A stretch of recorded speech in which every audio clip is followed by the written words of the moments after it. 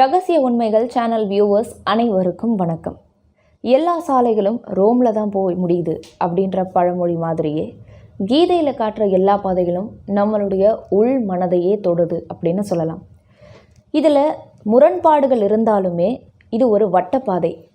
எதிர் துருவங்கள் கடைசியில் ஒரே இடத்த தான் மீட் பண்ண போகுது. இதுக்கு சுருக்கமாக ஒரு எக்ஸாம்பிள் சொல்லணும் அப்படின்னா, அந்த காலத்தில் அறிவியல் அறிஞர்கள் விஞ்ஞானிகளுக்கு ஒளி அப்படிங்கிறது ஒரு புரியாத புதிராகவே இருந்துட்டு. ஃபஸ்ட்டு ஒளி அப்படிங்கிறது ஒரு அலை மாதிரி அப்படின்னு கண்டுபிடிச்சாங்க. அதுக்கப்புறமா அவங்களே அதை நிராகரித்து ஒளி துகள்கள் மாதிரி அப்படின்னு கண்டுபிடிச்சாங்க. இது ரெண்டுமே முரண்பாடுடையது. ஆனால் கடைசியில் ஒளி அப்படின்றத அப்புறமா புரிஞ்சுக்கிட்டாங்க. இதே மாதிரி தான் கீதையில் சொல்கிற வழிகள் எல்லாமே நம்ம வாழ்க்கையை புரிஞ்சுக்கிறதுக்கும் நம்மளுடைய உள் மனதை புரிஞ்சுக்கிறதுக்கும் இருக்குது. இதில் நிறைய முரண்பாடுகள் இருந்தாலும் கடைசியாக பொருள் ஒன்று தான். கீதையை புரிஞ்சுக்கிறது அப்படிங்கிறது ரொம்ப ரொம்ப கஷ்டமான ஒரு விஷயம்தான் முதல்ல. ஆனால் பிறகு நீங்கள் படித்து உணர அது உங்கள் வாழ்க்கையை எளிமையாக்கிடும். உங்களை யாருன்னு நீங்கள் புரிஞ்சுக்கிறதுக்கு அது ஒரு வழிவகுக்கும் அப்படின்னே சொல்லலாம். கீதையில் கிருஷ்ண பரமாத்மா நிறைய இடங்களில் அர்ஜுனர்கிட்ட இறங்கி உபதேசம் சொல்லியிருக்கிறாரு. சில நேரங்களில் ஒரு மிகப்பெரிய பரமாத்மாவாக நிறைய உபதேசங்கள் கொடுத்துருக்கிறாரு. ஒரு ஊரில் பார்வையற்றவர்கள்லாம் சேர்ந்து ஒரு யானையை போய் தொட்டு பார்க்க போகிறாங்க.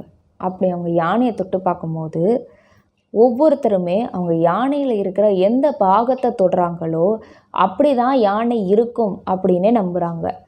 ஒருத்தர் யானையோடைய தும்பிக்கையை தொட்டு பார்த்துட்டு அந்த பார்வையற்றவர் யானைனா ரொம்ப நீண்டு, அதுக்கப்புறம் அதோட உடல் சுரசுரப்பாக இருக்கும் அப்படின்னு சொல்கிறார். இன்னொருத்தர் யானையோட தந்தத்தை தொட்டு பார்த்துட்டு இது பாறை மாதிரியான ஒரு மிருகம், இது கூர்மையாக இருக்கும் இதோடைய உடல் அப்படின்னு சொல்கிறாரு.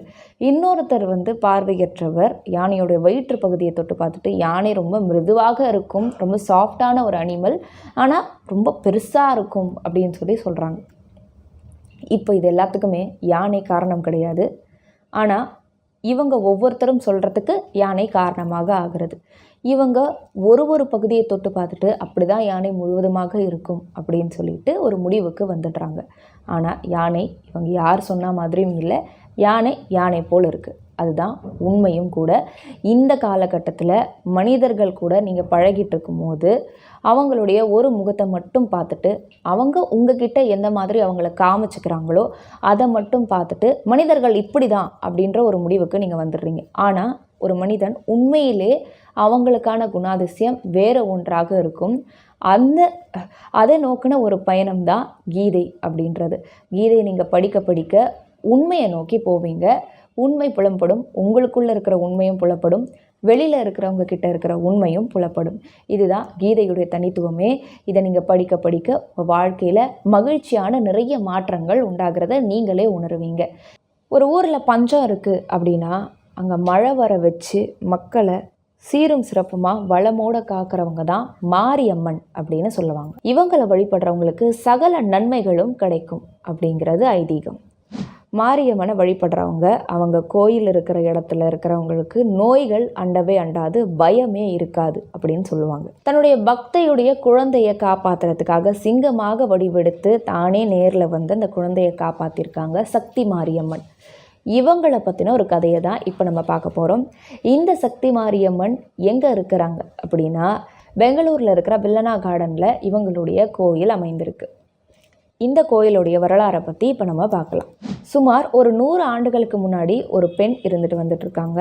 அவங்க எப்போ பார்த்தாலும் எப்பொழுதுமே எல்லாத்தையும் அந்த மாரியம்மன் பார்த்துப்பாங்க, எல்லாத்தையும் அந்த மாரியம்மன் பார்த்துப்பாங்க அப்படின்னு சொல்லிட்டு வந்துட்டே இருந்துட்டுருக்காங்க. அவங்களுக்கு ஒரு குழந்தை இருக்குது. ஒரு நாள் சமைக்கிறதுக்காக சொல்லி பொறுக்கணும் அப்படின்னு சொல்லிட்டு குழந்தையோடு சேர்த்து வனப்பகுதிக்கு போயிருக்காங்க. அப்போது குழந்தைய ஒரு மரத்துக்கு கீழே தூளியில் கட்டி குழந்தைய தூங்க வச்சுட்டு அவங்க சொல்லி பொறுக்க போயிருக்காங்க. சிறிது நேரம் கழித்து குழந்தையோட ஞாபகம் குழந்தைய பார்க்குறதுக்கு அந்த பெண் வந்திருக்காங்க. அப்போ குழந்தை பக்கத்தில் சிங்கம் படுத்து தூங்கிக்கிட்டு இருக்கு. சிங்கம் குழந்தைக்கு காவலாக அங்கே இருக்குது. இதை பார்த்துட்டு அந்த பெண் கண்ணில் தண்ணீர் மாரியம்மனுக்கு நன்றி அப்படின்னு சொல்லிட்டு மனதார வேண்டியிருக்காங்க. அப்போ உடனே அந்த சிங்கம் மறைஞ்சிடுது. அந்த சிங்கம் மறைஞ்ச உடனே இவங்க காதில் ஒரு அசரீரி ஒலிக்குது. அது என்ன அப்படின்னா, எப்போதுமே துணை இருப்போம் அப்படின்ற ஒரு அசரீரி இவங்க காதுக்கு ஒலிக்குது. இதை இவங்க ஊர் மக்கள்கிட்ட சொல்லி அதுக்கப்புறம் அங்கே ஒரு கோயில் கட்டி பிரதிஷ்டை செஞ்சு அம்மனை வழிபட ஆரம்பிக்கிறாங்க. இவங்க தான் சக்தி மாரியம்மன். அப்பொழுது வனமாக இருந்த இந்த இடம் இப்பொழுது ஒரு நல்ல நகரமாகவே மாறிடுச்சுன்னு சொல்லலாம். இந்த கோயில் உள்ள முருகன் சந்நிதி, சிவன் சந்நிதி, மகாலட்சுமி சந்நிதின்னு சொல்லிட்டு நிறைய சாமிகளுடைய சந்நிதி உள்ளே இருக்குது. இந்த கோயிலில் போய் வழிபடுறவங்களுக்கு சகல செல்வமும் சௌபாக்கியமும் கிடைக்கிறதா நம்பப்படுது. அதே மாதிரி இந்த கோயிலில் வருடம் வருடம் ஆடி மாதம் ரொம்ப விசேஷமாக கொண்டாடப்பட்டு வந்துட்டுருக்கு அப்படின்னே சொல்லலாம். இந்த வீடியோ பதிவை பார்த்த வியூவர்ஸ் அனைவரும் நீங்களும் பெங்களூர் பகுதிக்கு போனீங்க அப்படின்னா மறக்காமல் இந்த சக்தி மாரியம்மன் சன்னதிக்கு போயிட்டு அம்மனை வழிபட்டு அவங்களுடைய ஆசிர்வாதத்தை பெற்றுட்டு வாங்க. மேலும் இந்த மாதிரி நிறைய சுவாரஸ்யமான ஆன்மீக தகவல்களோடு அடுத்தடுத்த வீடியோஸில் நான் அவங்கள வந்து சந்திக்கிறேன். Until then, it's bye from Soundarya Shivraj.